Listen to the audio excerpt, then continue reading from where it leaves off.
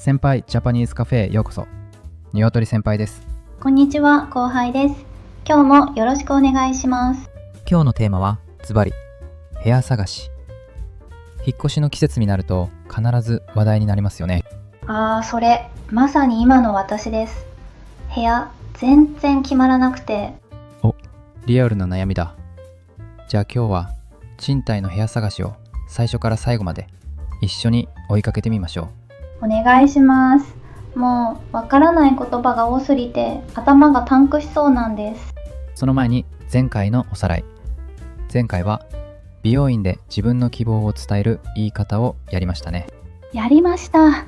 お任せに逃げないでちゃんと希望を言うってやつですよね。そうそう、実はね、部屋探しも全く同じなんですよ。希望をはっきりさせる人ほどいい部屋に出会える。つながってるんだ。じゃあ今回も希望を伝える練習になりますね。じゃあ後輩さん、まず聞かせて。今部屋探しで一番困ってることって何ですか？ですね、まずサイトを見ても専門用語だらけで何を見ればいいのかわからないんです。わかります。敷金、礼金、管理費、保証会社。はじめは暗号みたいに見えますよね。そうなんです。しかも家賃が安いと思ったら最初に払うお金がすごく高くて。初期費用ですね。そこをみんなびっくりするところ。それです。家賃の4倍とか5倍とか平気で書いてあって、あれ何なんですか？その正体は今日全部解説します。まず大事なのは、部屋探しには順番があるってこと。順番ですか？そう、条件を決める、探す、内見する、申し込む、審査、契約。この流れを知ってるだけでぐっと楽になりますよ。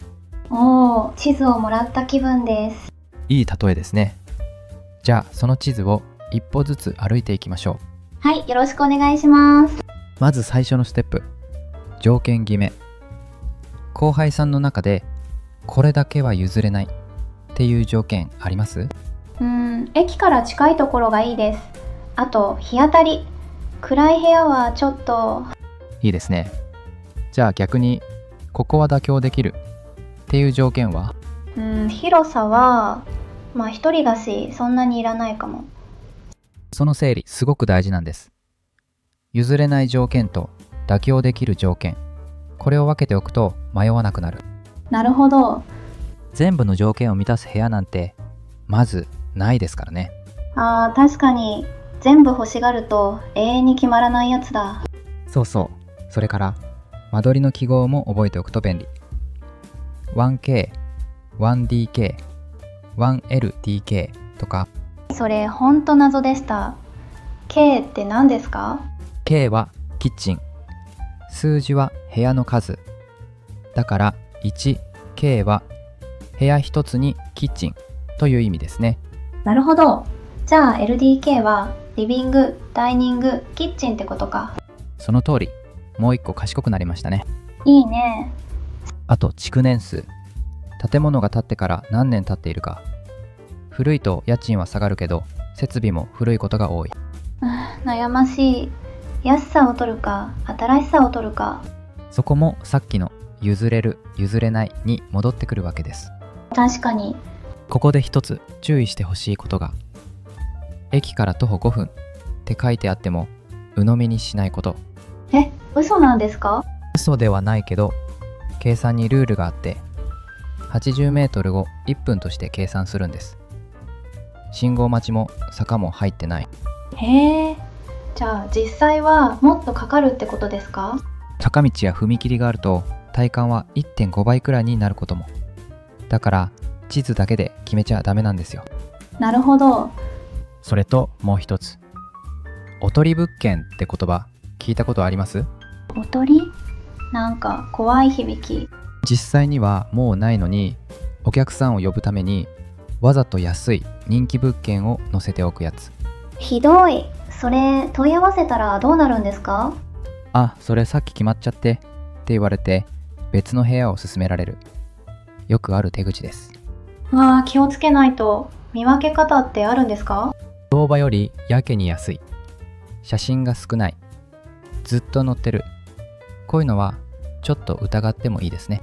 なるほど。気になる部屋がいくつか見つかったら、いよいよ不動産屋に連絡します。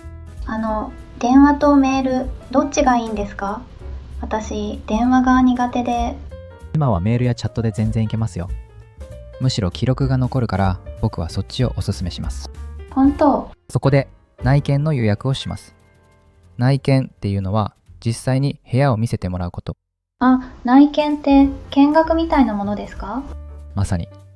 お店で言えば試着みたいなもの。これをやらずに契約するのは絶対ダメ。ですよね。写真と実物って結構違うって聞きます。そうなんです。広角レンズで撮ると部屋って広く見えるんですよ。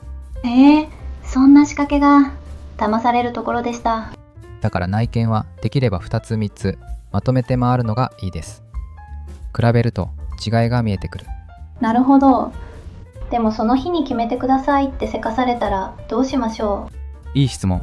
焦らせてくる相手ほど一回持ち帰る。検討しますって言える人が結局いい部屋を引きます。わかる。じゃあ内見当日、後輩さんならどこを見ますか？部屋の広さと綺麗さですかね。それも大事。でもね、本当に見るべきは写真に写らないところなんです。写真に写らないところ？例えば？まず音。壁が薄いと隣の生活音が筒抜けです。実際に立って耳を澄ませてみる。なるほど。それから日当たり。窓の向きと外の建物。昼に行ってちゃんと光が入るか確かめる。夜に内見したら日当たりわからないですもんね。その通り。あと地味に大事なのが携帯の電波。部屋の奥でちゃんとつながるか見ておく。それ盲点でした。引っ越してから県外とか辛すぎる。でしょ？それとコンセントの位置と数。家具を置いてから足りないってよくある失敗で。メモ取らなきゃ。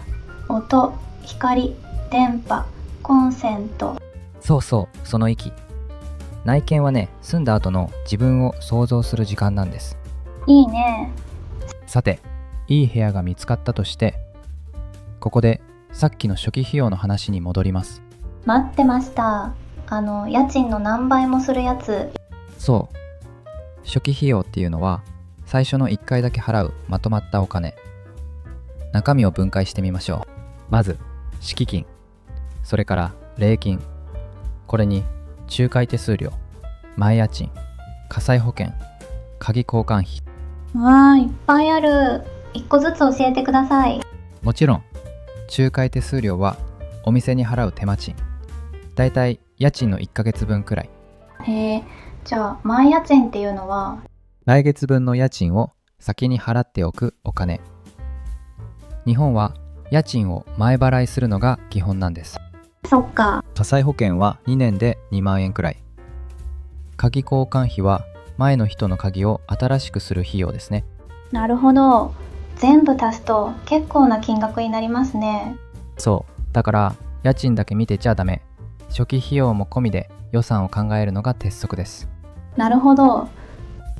ずっと気になってたんですけど、敷金と礼金って何が違うんですか？一番大事なところ。ここしっかり押さえましょう。敷金は預けるお金。退去するとき、部屋に問題がなければ帰ってきます。帰ってくるんですか？一部はね、傷や汚れを直す分はそこから引かれます。でも原則は預繰り金。礼金は大家さんへのお礼のお金。これは返ってきません。お礼でお金を払うんですか？しかも帰ってこない？そうなんです。昔からの慣習でね。外国の人が一番驚くポイントかもしれない。マジで？ただ最近は礼金ゼロの物件も増えてます。だから礼金なしを狙うのも一つの手。それなら初期費用がぐっと減りますね。そういうこと。覚えておくと何万円も差が出ますよ。あとさっき出てきた保証会社。あれ何のためにあるんですか？いい質問。もし家賃を払えなくなった時、代わりに立て替えてくれる会社という仕組みです。じゃあ大家さんは安心ってことですね。そう、昔は連帯保証人って言って親や親戚に頼むのが普通だったんです。ああ、それです。私、日本に頼める親戚がいなくて、すごく困ってたんです。そうですよね。そこなんですよ、つまずきやすいのは。でも今は保証会社を使えば保証人なしでも契約できる物件がほとんどです。本当ですか？じゃあ親戚がいなくても大丈夫なんだ。大丈夫。その代わり保証会社にも料金を払います。だいたい初回は家賃の半分から1ヶ月分くらい。そっか、なるほど。便利な分お金はかかると。そういうことです。でも保証人を探すストレスを考えたら僕は十分ありだと思いますよ。確かに。気に入った部屋が見つかったらすぐ住めるんですか？いや、その前に入居審査っていう関門があるんです。審査。試験みたいでちょっとドキドキします。大丈夫。難しく考えないで。要はちゃんと家賃を払える人かどうかを見るだけ。なるほど。見られるのは収入と職業とそれから人柄。意外と最後の人柄も大きいんですよ。人柄ってどうやって見るんですか？電話やメールの受け答え、内見の時の態度、失礼じゃない約束を守る、そういう普通のことです。ああ、じゃあ内見の時から審査は始まってるんだ。そうとも言えますね。鋭い。でも私みたいに来たばかりだと収入が安定してないこともありますよね。そこは正直に伝えるのが一番。貯金があるとか奨学金があるとか。へえ、隠さなくていいんですね。隠すと逆効果。むしろ払える根拠を揃えて出す方が信頼されます。確かに。審査に進むには申し込みと必要書類を揃えます。ここ外国から来た人がよく泊まるところ。ああ、書類。何を出せばいいのか本当にわからなくて。基本は身分証明と収入がわかるもの、在留カード、それから給料明細や内定通知書とか。在留カードは持ってます。給料明細はまだ働き始めたばかりで。そういう時は内定通知書や雇用契約書で代わりになることが多いです。学生なら学生証と通帳のコピー。へえ、通帳のコピーって貯金を見せるためですか？その通り。さっきの払える根拠ですね。準備しておくと審査がスムーズになります。書類って全部日本語じゃないとダメですか？基本は日本語です。でも最近は外国語に対応してくれる不動産屋も増えてきました。本当ですか？それは心強いです。困ったら書類を写真に撮って事前に送って確認してもらうといいですよ。当日慌てないために。いいね。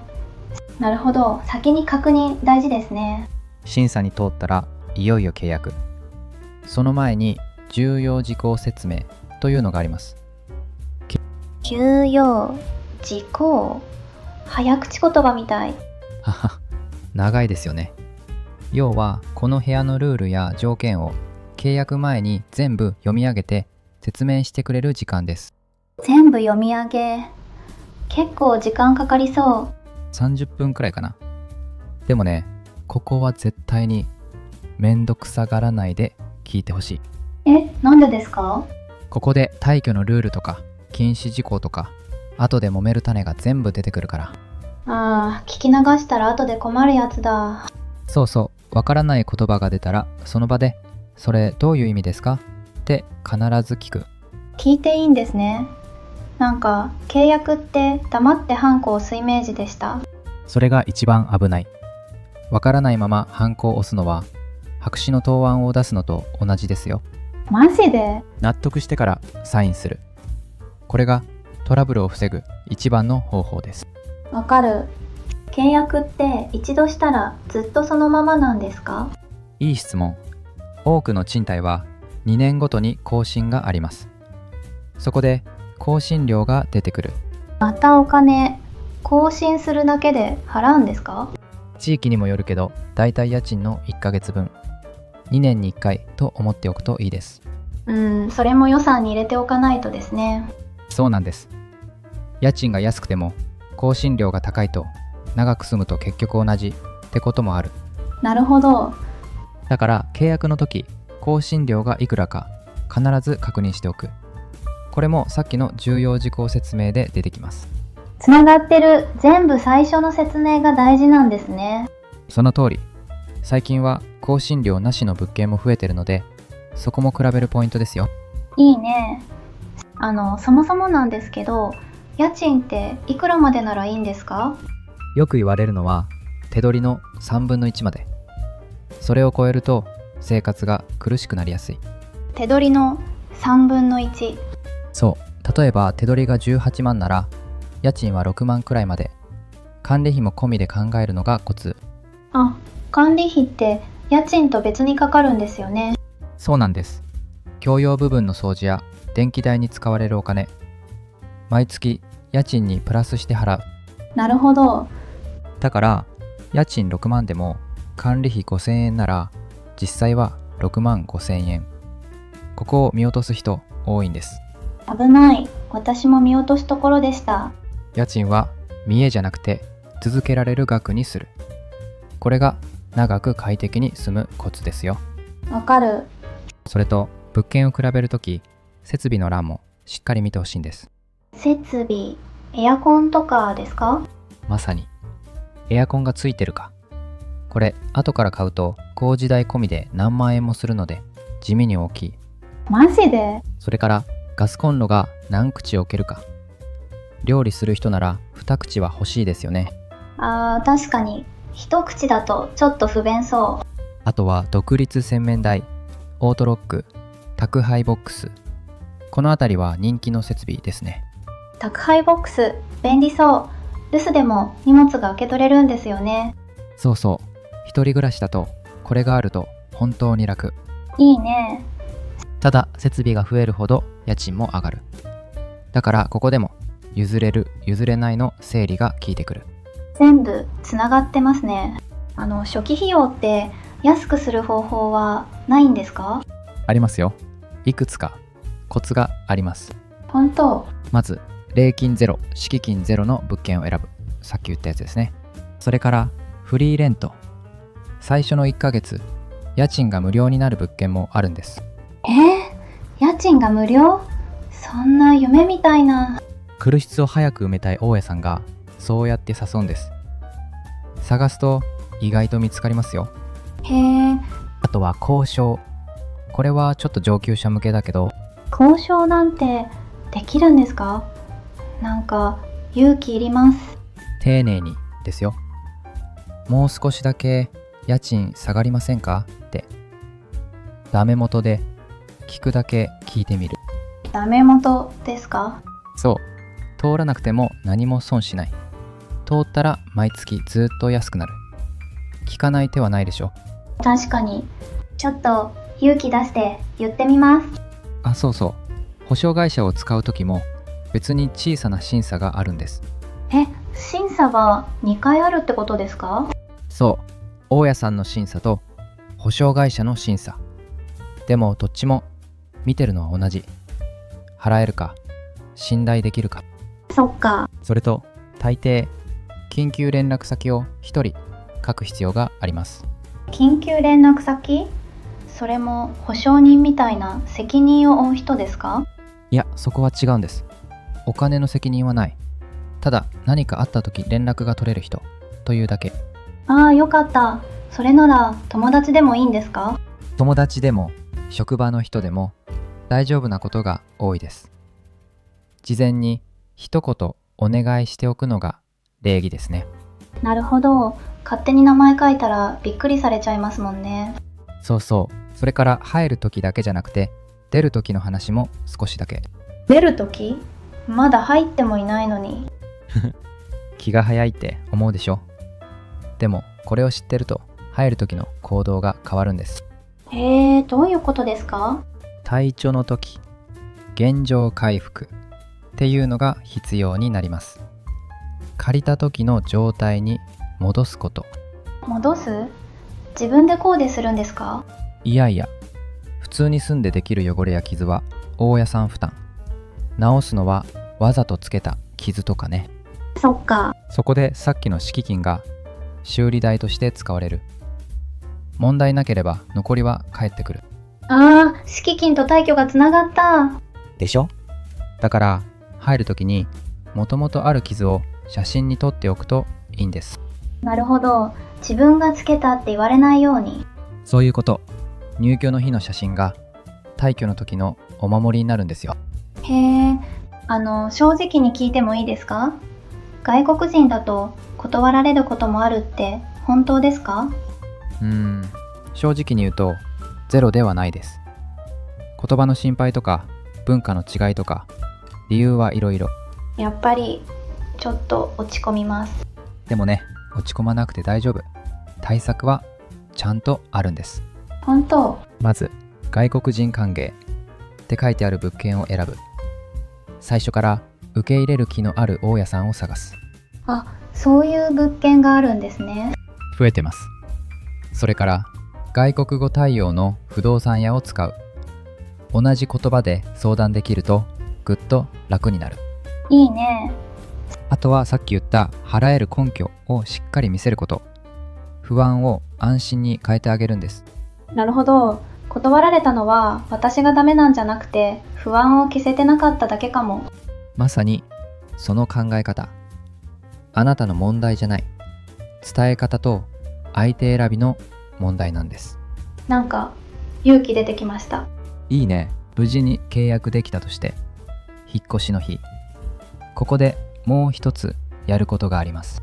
まだあるんですか？電気、ガス、水道、この3つを自分で開通させる手続き。あ、勝手についてるわけじゃないんですね。そうなんです。特にガスは立ち会いが必要なことが多い。だから早めに予約しておく。親愛、引っ越しの日にガスの人が来るってことですか？そう、お湯が出ないとその日からシャワー浴びれないですからね。それは困る。絶対先に予約します。電気と水道はネットや電話で割と簡単に始められます。今はアプリでできる会社も多い。いいね。ここまでやってやっと新しい生活のスタートです。長い道のりだ。でも順番が分かってると怖くないですね。そうそう。じゃあここで一回流れをおさらい。言ってみて。最初は条件を決める。次は探す。その後内見。いいね。で申し込んで審査。最後は契約。そうそあれ？私もう言えるようになってる。う。ねえ、さっきまで暗号だったのに。わかる。ここまでいろいろ話してきたけど、僕が最後に一番伝えたいことがあって。はい、何ですか？